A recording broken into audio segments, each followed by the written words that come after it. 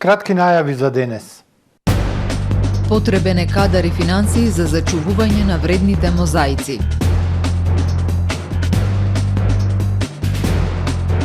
Утре треба да се знае судбината на здруженијата со спорни имиња кои не се усогласија со законските измени.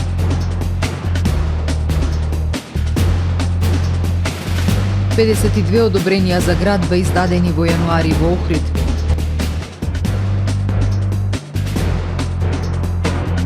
Ако трговците сами не почнат да ги намалуваат цените, владата ќе ја прошири листата на производи со замрзнати цени.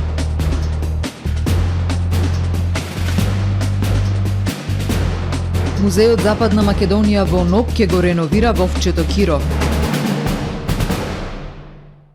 Со содржините во дневникот започнуваме повременската прогноза. Останете со нас. Трпе Инвест ви донесува метео на ТВМ.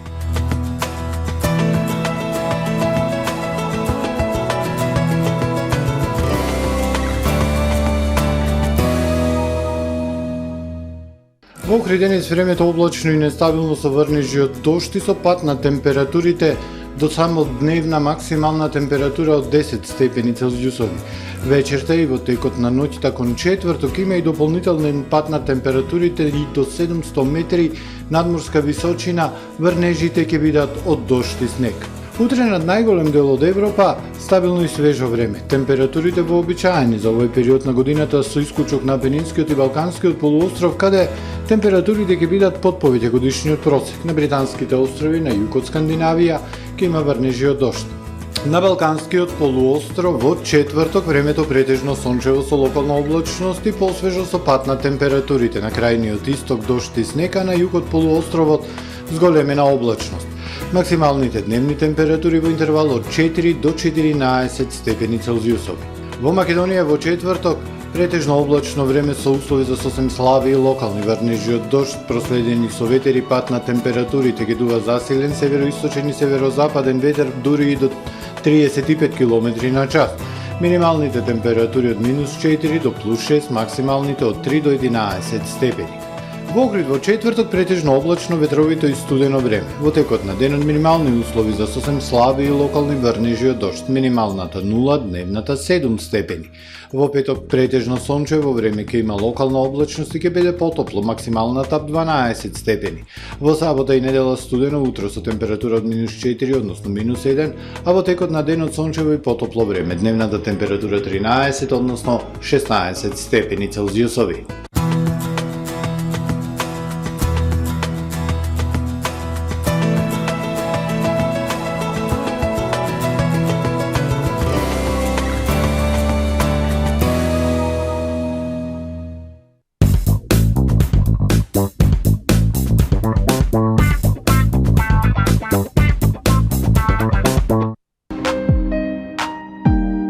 Ресторан Далга.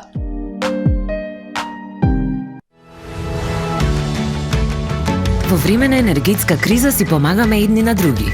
Со 80 милиони евра неповратна помош од ЕУ, помагаме да се изнедат најдобрите решенија за сите.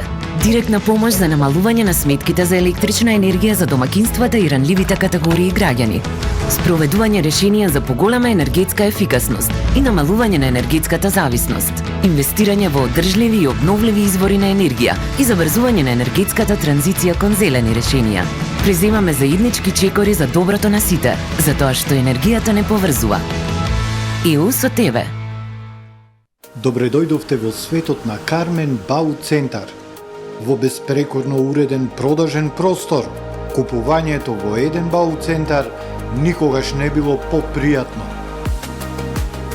Со гордост ви го представуваме нашиот шоурум Мараци, со најголем избор на плочки од Мараци и санитарија од светски познатите брендови Грое, Колпасан, Идеал Стандард, Рока, Унитас. На располагање ви е нашиот архитект, кој ќе ви помогне во осмислување на вашиот проект.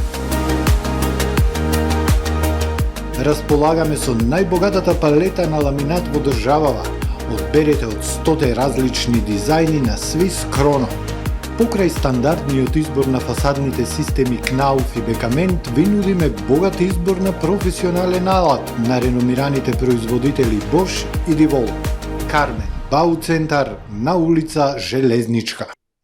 Тамаро е 25 години охридски водички лидер и препознатлив бренд. Обуките од менаџерскиот тим се доказ за максимална посветеност кон вработените. Тамаро Холдингот се грижи за организацијата и на време пренесените информации кои отсликуваат тимската работа. Секој успех на вработениот е успех и на компанијата.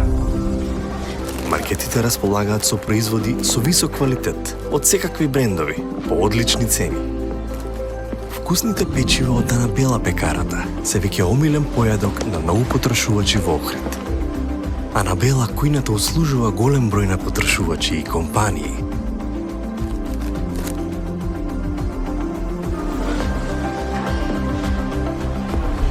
Рибарата е секогаш снабдена со најразлични видови на риба и морски плодови. А месарниците располагаат со свежо месо и местни производи во секое време. Уживајте во својот охридски домаќин. Тамаро, повеќе од маркет.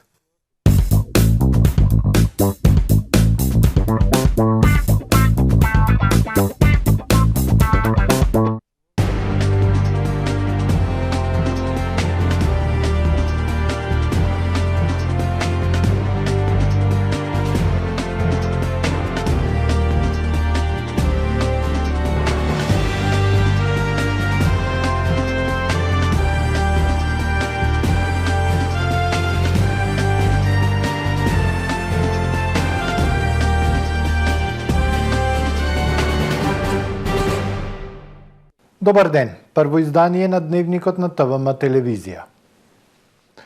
За зачувување и соодветна презентација на мозаиците како дел од огромното движно културно наследство со кое располага Македонија, потребно е да се инвестира кадровски и материјално. Од само еден фрагмент од останат или пронајден мозаик може да се создаде нова целосна композиција. Но стремежот на новото време е да се зачува културното наследство онакво изворно какво што е пронајдено, вели Никола Упевче, сликар, мозаичар, конзерватор и реставратор. Алармантна е состојбата во која се наоѓа движното културно наследство мозаикот кај нас, Македонија како една од земјите откаде потекнува мозаикот како сликарска техника, располага со голем број мозаици. Нив им е потребна соодветна заштита, конзервација, но и соодветна презентација пред светот. За нашите капацитети за зачувување и презентација на овој вид културно наследство, охридскиот мозаичар, конзерватор и реставратор Никола Упевче ке рече: има конзерватори, имаме и амбициозни луѓе. Само тие треба да се соберат, да се ангажираат, во нив да се инвестира, за да може да ги преземат сите обврски кои значат научен пристап и анализа на резултатите од сите тие истражувања кои ќе ги направат. Потоа да се публикуваат резултатите од спроведените истражувања. После тоа, можеме да кажеме дека сме стигнале до некаде со конзервацијата и реставрацијата на ова наше културно наследство. Стремежот на новото време е да се зачува се онака изворно како што е. Не дозволува никакви реконструкции, никакви вадење на мозаици, се гледа што помалце да има од такви големи интервенции кои ќе го нарушат интегритетот на целиот систем, затоа што мозаикот не е само површината тесолатунот кој е видлив, туку и разните слоеви кои го носат. Значи, сето тоа како богатство за една традиција, технологија, која останала од минатото до денес, треба да го зачуваме и изворно да го представиме. Мозаикот представува редење природен камен или мали префабрикувани коцки од различен материјал, како стакло, керамика, во разни орнаменти или слики. Овие коцкички во склад со предходно изработен нацрт се втиснуваат во се уште свеж малтер, а потоа површината се полира заради израмнување. Тој не само што е специфична сликарска техника, туку и совршен чувар на времето. Фреските се уништувале низ вековите, но од само еден мал фрагмент од останат мозаик може да се создаде нова целосна композиција. Затоа е потребна и негова соодветна презентација, вели Упевче. Постојат и многу мозаици кои се извадени, ви реков, од контекстот. Тие треба повторно да се вратат во својата изворна локација, да се најде моќ толку голема, финансиска и секаква друга, од кадар и од стручност, и да се интервенира за тие да се зачуваат и представат пред. Сега, јас работев, например, на еден мозаик кој стоеше 84 години во објектот на Куршумлијан. Сега е моментално презентиран во Археолошкиот музеј на Македонија, после 84 години кога стоел во депо. Кога ќе се заврши едно дело, не е крајот, туку баш тогаш е почетокот, кога почнуваме да се грижиме и да го одржуваме све повеќе за следните генерации да остане во изворна форма. Македонскиот мозаик е специфичен поради тоа што е првиот мозаик кој се составува од необработен камен со кружна форма и одредени нијанси на бела, црна, сива и окер боја и се разликува во материјалот кој се користи за негова изработка. Ако сакаме да го зачуваме овој вид културно движно наследство, истиот соодветно да му го покажеме на светот. Час поскоро треба државата да интервенира како кадровски, така и материјално. Утре истекува рокот во кој министерот за правда треба да се изјасни дали бугарските клубови со спорни имиња ќе бидат избришани од Централниот регистар. Утре истекува рокот до кој треба да се знае судбината на здруженијата кои не извршиле усогласување со Законот за здруженија и фондации. Со измените на законот се забранува граѓански здруженија, фондации и политички партии да користат имиња, прекари, псевдоними кои се поврзани со фашизам, нацизам, геноцид, Третиот рајх и слично. Законот е со ретроактивно дејство и се однесува на веќе регистрираните здруженија и фондации. Измените во законот стапија на сила на 16 ноември 2022 година, пошто почна да тече рокот од 4 месеци по кој министерот за правда треба да донесе одлука за бришење на здруженијата кои не се усогласиле со законот, и тој рок истекува утре 16 март. Централниот регистар подготви список со повеќе од 16.000 здруженија кои требаше да го разгледа Комисијата за употреба на имиња и да достави мислење за имињата, статутот, програмата и целите на здруженијата кои не се во согласно со законските измени до министерот за правда која носи конечната одлука за бришење од Централен регистар. Комисијата ја сочинуваат 5 члена, од кои по еден представник од Министерствата за правда и за култура, еден од Институтот за национална историја и двајца академици од МАНУ. Од Министерството за правда за МИА изјавиле дека владината комисија за употреба на имиња утре ќе го одржи состанокот со оглед дека во изминатиот период биле направени промени на нејзиниот состав. Од Централниот регистар за медиумите потврдија дека Сдруженијето за афирмација на културните вредности на македонските бугари цар Борис III Охрид доставило допис со барање за усогласување на работата и дека постапката е во тек за комплетирање на потребната документација. Сдруженијето Иван Михајлов од Битола не поднесло барање. Во месец јануари во Охрид издадени се 52 одобренија за градба според последните податоци на Државниот завод за статистика. Како инвеститори на 21 објект се јавуваат физички лица 21, а 31 објект ќе го градат деловни субјекти. Во општина Струга издадено е едно одобрение за градба на правен субјект, во Вевчани 2 одобренија на физички лица и во општина Дебрца не е издадена ниту едно одобрение. Според податоците на Државниот завод за статистика, на ниво на државата во јануари 2023 година се издадени 390 одобренија за градење, што е за 50,6% повеќе во однос на истиот месец од претходната година. Од скупниот број издадени одобренија за градење, 43,3% се наменети за објекти од високо градба. Во извештајниот период е предвидена изградба на 677 станови со вкупна корисна површина од 57.990 метри квадратни. Од утре цените на тестенините треба да се намалат за 15, а на млечните производи за 10%. Овие цени се намалуваат согласно одлуката која владата ја донесе минатата недела. Вице-премиерот за економски прашања Фатмир Битики порача дека ако производителите и трговците не ја спроведуваат оваа одлука како што треба, тогаш владата ќе ги преземе потребните мерки, а тоа е замрзнување на цените, што е најтешка одлука за еден произведувач или трговец. Граѓаните од утре на рафтовите во продавниците треба да најдат поевтините стенини до 15%, а млечните производи до 10%. За овие производи од 13 март до 31 мај годинава се укинати увозните царински давачки. Само со укинување на царината, според пресметките на владата, нивната цена се намалува за 8 до 9 денари во просек во малопродажба. Од владата очекуваат намалувањето да биде и поголемо.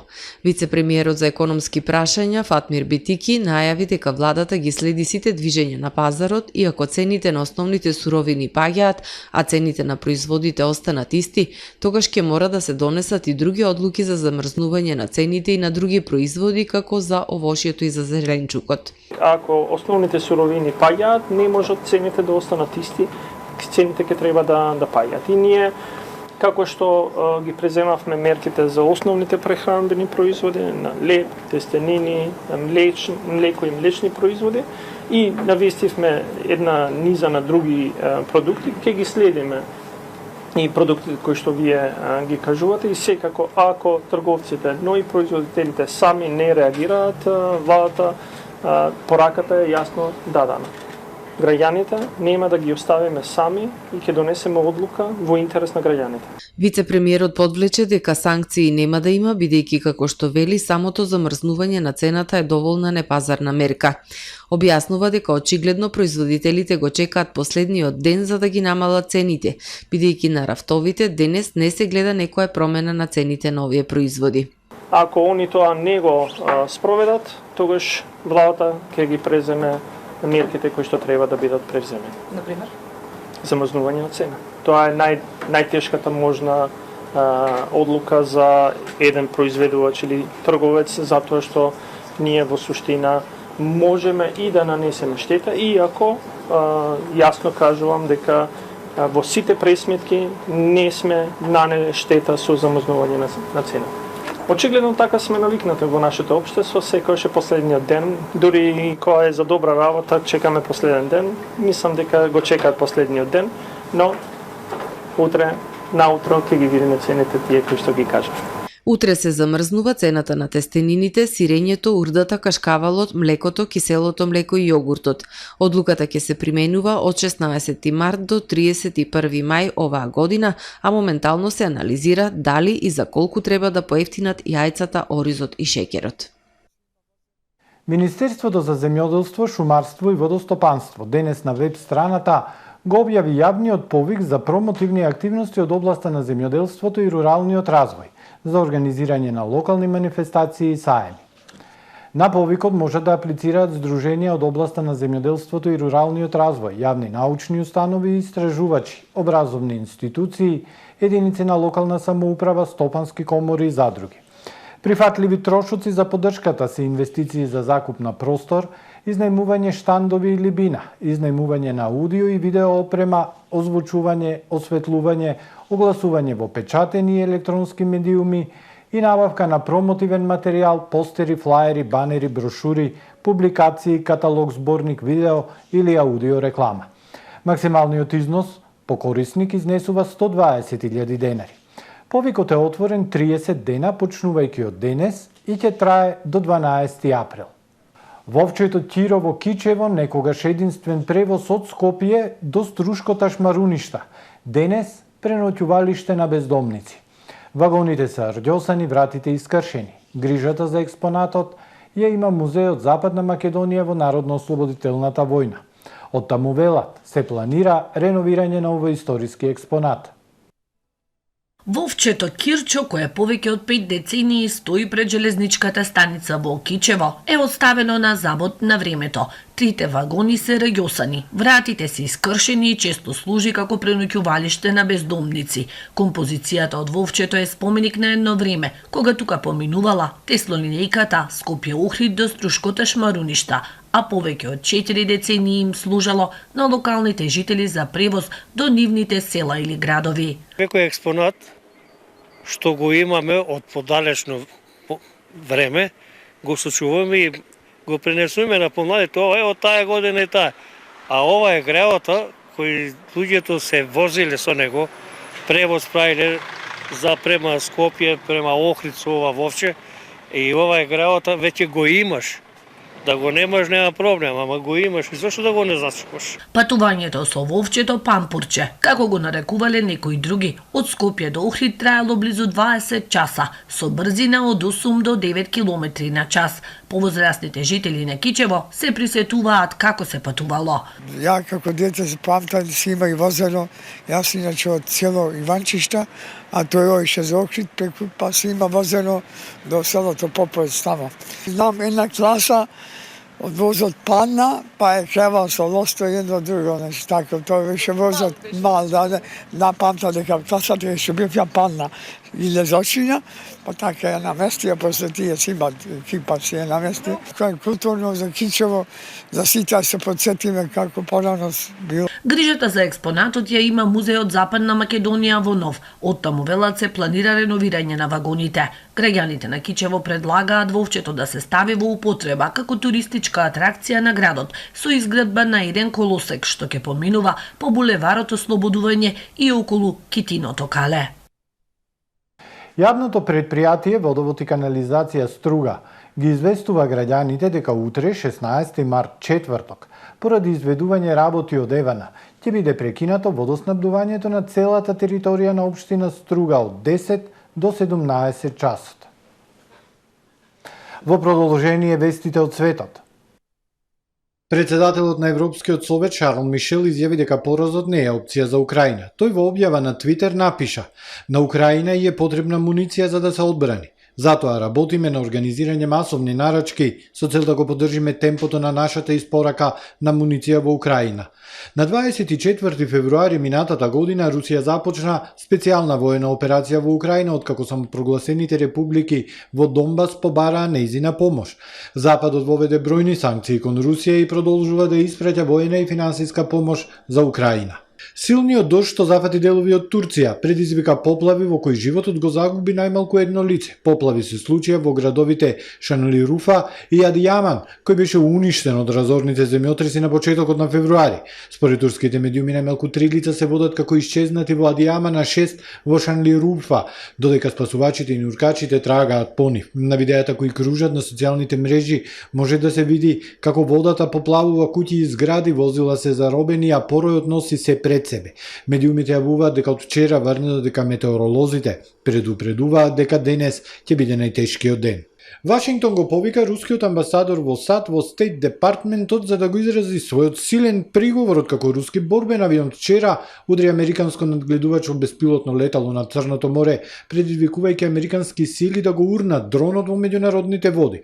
Она што го видовме повторно беше борбениот авион како фрла гориво пред леталото, а потоа се приближи до авионот што всушност го оштети пропелерот на МQ-9, рече портпаролот на Пентагон Пет Рајдер. Поради штетата, моравме да го урнеме во Црното море. Припадници на МВР по наредба на Вишото јавно обвинителство во Белград поради постоење основи на сомнение ја уапсиле 19-годишната ЈМ и 17-годишно момче за сторено кривично дело неовластено производство и пуштање во промет наркотични дроги. Во Кумодраш, полицијата го запрела автомобилот модел Смарт во кој се наоѓале осомничените и во преглед на возилото пронашла и запленила 8,5 килограми марихуана. На осомничената е одредена мерка притвор од 48 часа, пошто кривична пријава ќе биде спроведена во надлежно обвинителство. 17-годишникот е спроведен во одделот за малолетници на Вишето јавно обвинителство во Белград. Ова е се во првиот дневник. Ви благодарам за довербата. Пријатно.